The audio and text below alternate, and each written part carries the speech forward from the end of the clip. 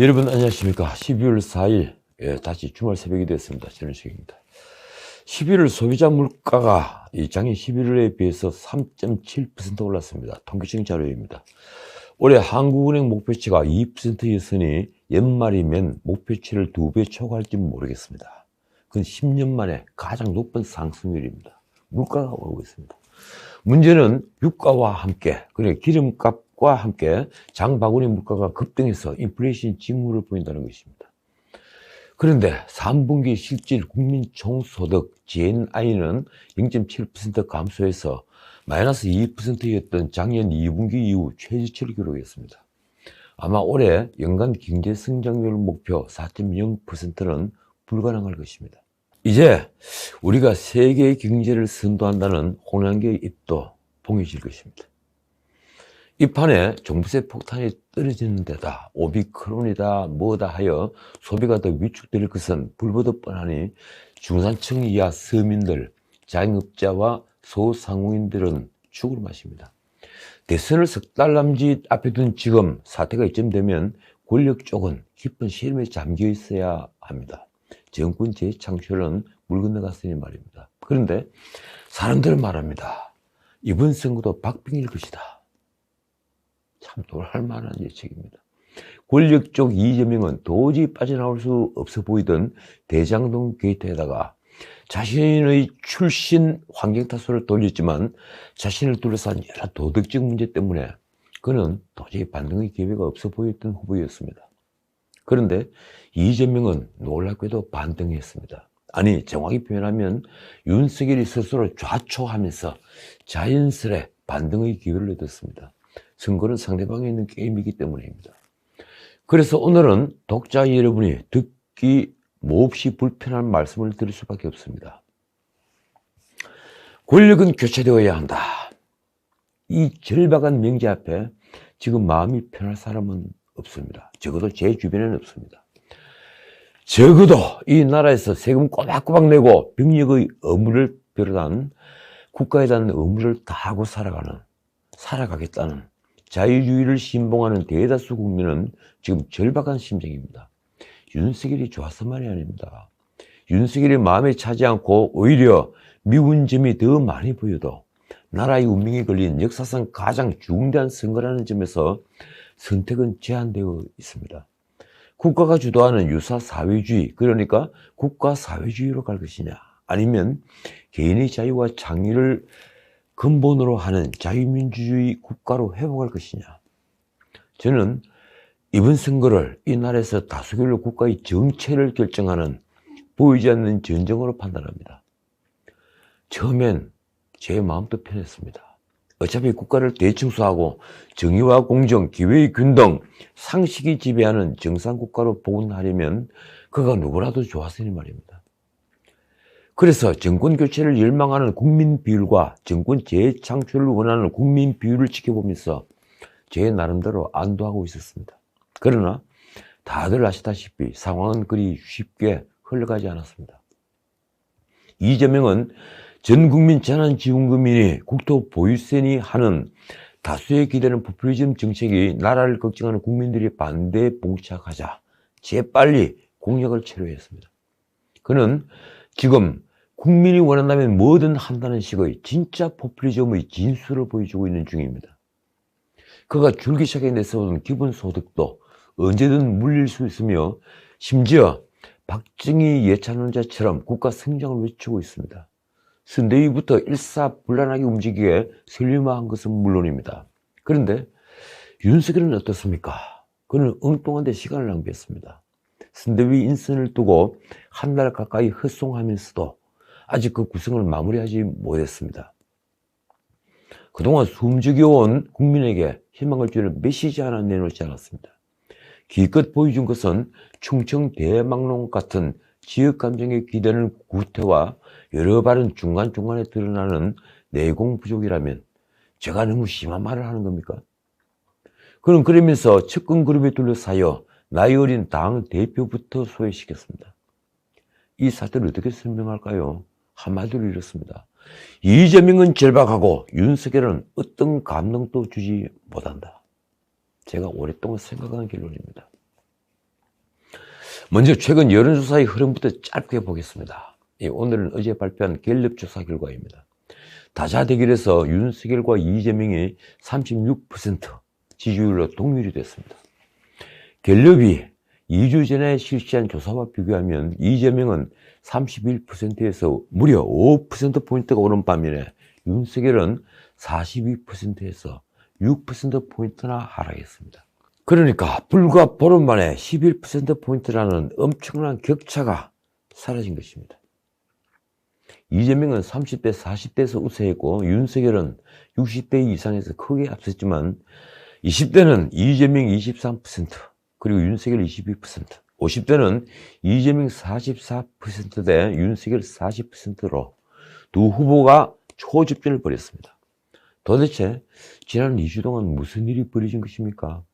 다들 아시지만 이재명은 과감한 우클릭을 하면서 카멜레온 같은 변신을 보여주었습니다. 그는 대한민국 검찰의 수사 능력으로 마치 대장동 게이트에서도 벗어난 듯이 보입니다. 그가 소리 높이 외친 그렇다면 특검을 받겠다, 이런 선언은 야당의 전략 미스로 이재명 스스로 면죄부를 쥔 셈이 됐습니다. 그렇다면 윤석열은 어떻습니까? 그는 선대위 구성부터 갈팡질팡했습니다. 솔직히 선대위는 대중에게 그 어떤 감동도 주지 못했습니다. 대중이 놀랄만한 명망가나 전문가를 영입한 것도 아닙니다. 그런 분은 단 한 분도 없습니다. 오히려 민주당에서 밀려난 김종인, 김병준, 김한길에 그런 목을 맸습니다. 언론은 평균 나이 72세나 되는 노여구의 지도부라고 비꼬았습니다. 왜 그는 지난 총선 참패의 한 원인이었던 김종인과 선거를 전혀 모르는 김병준에게 선거를 못 맡겨 안달이 난 걸까요? 정말 알다가도 모를 일입니다. 그러니 국민에게 감동을 주기는커녕 비아냥의 대상이 됐습니다. 어쨌든 그나마 김종인이 부린 목노로 인해 볼성사납게 일이 꼬였습니다. 거기에다 젊은 당대표 이준석마저 포용하지 못해 그를 부산으로, 순천과 제주도로 마치 세상을 비웃는 김시습처럼 떠돌게 만들었습니다. 어제는 제가 그런 이준석을 대의를 위한 자기 희생을 보여주지 못했다며 심하게 비판했습니다.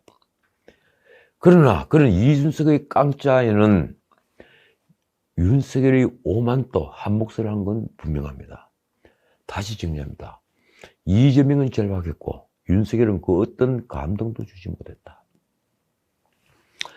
어쨌든 대중은 지금 정권 교체를 갈망하고 있습니다. 이 내로남불이라는 말로 상징되는 문재인 정부의 후한무치함이 질린 것입니다. 공정과 상식을 벗어나고 설사 정의를 왜곡해도 그들이 부끄러워할 줄 알았다면 이처럼 대중은 화를 내지 않았을 것입니다. 일자리가 사라지고 그걸 위장하기 위해 재정을 파탄내면서도 권력은 조금도 반성하지 않았습니다. 집값이 폭등하는 것은 권력의 정책 잘못이 아니라 다주택자, 투기꾼들이 몰림치 때문으로 미루는 진짜 몰림치함에 대중은 치를 떨었습니다. 그러니 이제 그들이 썼던 정가의 보도, 편 가리기도 통하지 않게 되었습니다. 아까 말씀드린 갤럽조사에서 정권 교체를 원한다는 민심은 53%나 됐습니다. 반면 정권 재창출 의견은 36%로 17%포인트나 낮습니다. 놀라운 사실은 윤석열과 이재명이 접전을 벌인 20대에서 정권 교체론이 61%로 정권 유지론 22%에 비해 3배가량이나 높은 사실입니다. 말하자면 20대에서는 정권 교체 열망이 아주 높은데 그들이 아직 윤석열을 전폭적으로 지지하지 않는다는 것입니다. 사실 최근 여론조사는 하나같이 윤석열의 추격자 이재명에게 턱밑까지 따라잡힌 것을 보여주고 있습니다. 어제 말씀드린 채널A 여론조사, 그러니까 리서치 여론조사가 그렇고 엠브레인 퍼블릭, 코리아 리서치 등 4개사 여론조사도 그렇습니다. 거의 모든 여론조사에서 두 자릿수 이상의 격차는 오차범위 이내 앞서거나 심지어 역전 사례도 나왔습니다. 언론 역시 저와 같은 생각인 모양입니다. 이런 여론의 흐름을 분석한 기사를 읽다 보면 하나같이 하는 말이 있습니다. 인사에 감동이 없고 정책 비전도 안 보인다. 윤석열이 내놓은 정책이란 건 전혀 없습니다. 그게 윤석열의 안목 탓인지 내공 부족 때문인지는 모르겠지만 결국 윤석열의 리더십이 보이지 않는다는 것입니다. 당의 선대위에는 사실상 원톱으로 김병준이 앉아 있었는데 그는 여당의 인사 영입을 두고 전투복에 브로치라는 실언을 했습니다.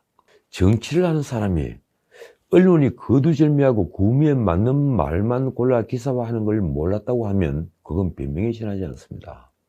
상임선대위원장이 이러니 윤석열이 참신한 정치 신인이라는 이미지는 이미 사라진 지 오래되었습니다.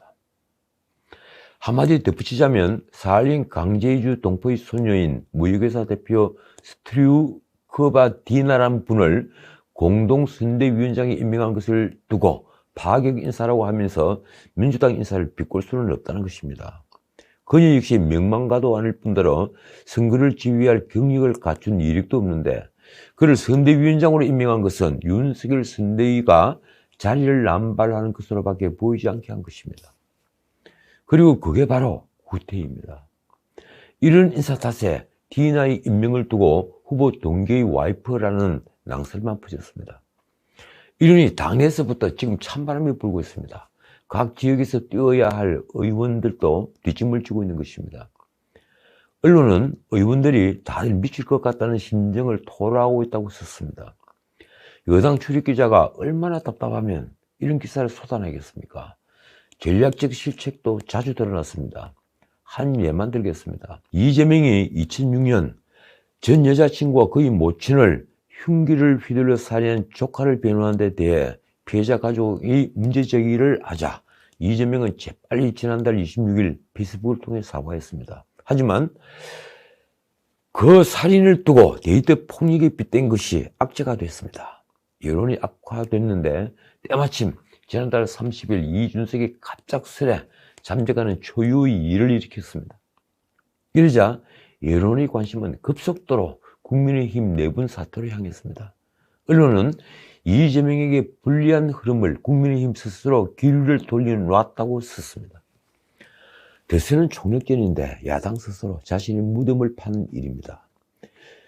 결국 1997년과 2002년 두 번이나 차려준 밥상을 발로 찬 이회창 전 총재의 전체를 바라는 게 아닌가 하는 조바심으로 국민은 지금 밤잠을 설치고 있는 것입니다. 반면 이재명의 변신쇼는 연일 계속됩니다. 그는 건설이 중단된 원전 신한울 3, 4호기와 관련해서 2일 공사 재개 가능성을 시사했습니다. 이번에도 국민 여론을 근거로 들었습니다. 국민 의견에 맞춰 재고할 수 있다. 건설 중인 원전 공사도 중단시킨 이 문재인 정부의 탈원전 정책 기조가 배치되는 발언을 하면서 대중이 원한다면 무엇이든 배신할 수 있다는 모습을 보인 것입니다. 마치 MB처럼 실용주의를 표방한 것인데 이 자신의 대표 공약인 국토 보유세를 철회하고 기본소득에 대해서도 철회 가능성까지 내비쳤으니 문 정부와의 정책적 차별화 드라이브에 나섰다고 할까요? 그뿐이 아닙니다. 이재명은 조국 사태와 관련해서도 사과했습니다. 정말 놀랄 일입니다. 그는 열린민주당과의 합당 추진으로 다시 조국의 늪에 빠지는 것 아니냐 하는 질문에 제가 할 수 있는 범위 내에서 아주 낮은 자세로 진지하게 사과드린다며 이렇게 말했습니다. 민주당이 국민들이 공정성에 대한 기대를 훼손하고 실망시키고 아프게 한 점은 변명의 여지가 없는 잘못이다. 이재명이 조국은 여전히 민주당이 국민들로부터 외면받고 또 비판받는 문제의 근원 중 하나라며 한 말은 정말 귀를 의심케 합니다. 그렇습니다. 민주개혁 진영은 더 청렴해야 하고 작은 하자도 크게 책임져야 한다. 왜 책임을 크게 집니까? 똑같이 지면 되는 겁니다. 솔직히 제 눈엔 대선을 앞두고 중도층과 청년층을 잡기 위한 제스처로밖에 보이지 않습니다만 아마 이 사과로 이재명에 대한 인식을 바꾼 사람들은 꽤 될 겁니다. 뿐만 아니라 그는 부동산 양도세 일시이나 카드조차 검토하고 있다고 합니다. 전 국민 재난지원금에 이어 청와대와 맞짱을 뜨겠다는 의지마저 보이고 있는 것입니다. 언론 보도를 보면 여당 내 반발한커녕 옹호하는 의견만 있었습니다. 선대위 핵심 관계자 말이 이렇습니다. 후보가 가지고 있던 평소 생각을 밝힌 것이다. 앞으로도 민주당의 잘못에는 더 낮은 자세로 임할 것이다. 자, 그런데 야당발 뉴스는 이렇습니다. 윤석열, 이준석과 울산 불고기 집서 만찬 회동한다. 오늘 오후에 나왔죠.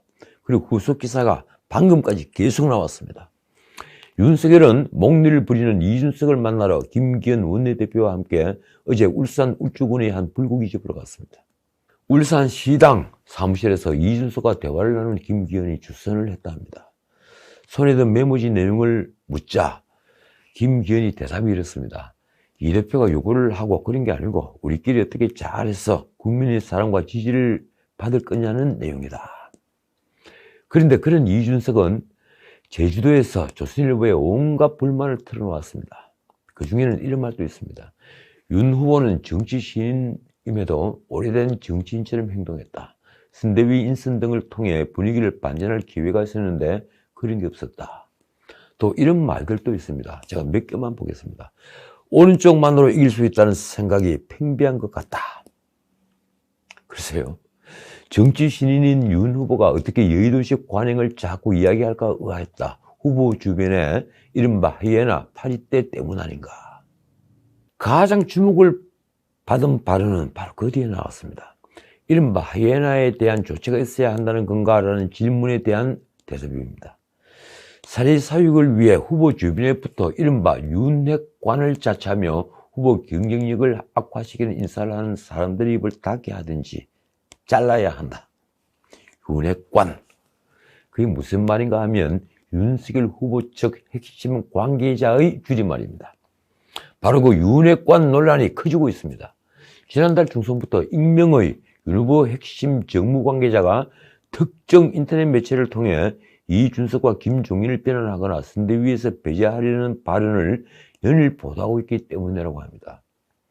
말하자면 이준석과 김종인은 윤석열 측이 의도를 갖고 관련 기사를 흘리면서 당내 분란을 조장하고 있다는 의심을 가졌던 것입니다. 조선일보는 윤핵관은 지난달 18일 김종인이 총괄선대위원장 합류 여부를 두고 윤석열과 신경전이 벌어졌을 때 처음 등장했다고 썼습니다. 이때 보도된 기사에 선대위는 김종인 없이 갈 수 있다는 등의 말이 윤핵관의 입에서 나왔다는 것이죠. 그렇다면 기자들은 대강 그가 누구인지를 알 것입니다. 저도 대충은 짐작하고 있을 말입니다. 신문은 윤석열의 측근인 장재훈과 장성민, 김병준의 측근인 한오섭이라는 자를 지목했습니다.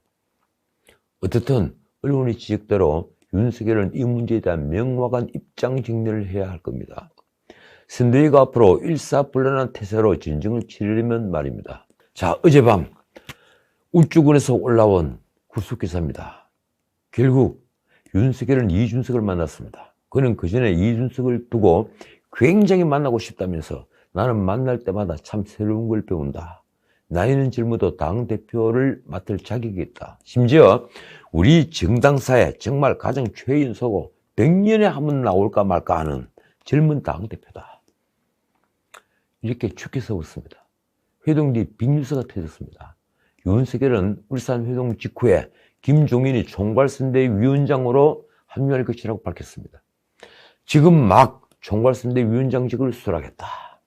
그 뒤에 이렇게 덧붙였습니다. 이 국민의힘 중앙선거대책기구 장으로서 당원과 당규에서 정한 바에 따라 대통령 선거일까지 당무 전반을 통할 조정하며 선거대책기구를 총괄하게 될 것이다. 말하자면 당의 제2인자로 김종인을 앉힌 것입니다. 결국 노회한 김종인이 승리했습니다. 대신 윤석열은 정치력을 보였습니다. 이준석은 당연히 당무에 복귀했습니다. 윤석열은 대선 관련 모든 상황을 공유하며 직접 소통을 강화하겠다고 말했습니다. 그렇습니다. 지는 게 결국 이기는 것입니다. 그 마음으로 부디 뭉치기 바랍니다. 절박한 심정으로 밤잠을 못 이루고 있는 자유를 사랑하는 이 나라의 국민을 생각해서라도 절박함을 되찾기 바랍니다. 그래서 감동을 주는 캠페인을 펼쳐주기를 저부터 학수고대하고 있습니다. 지금까지 전은책이었습니다.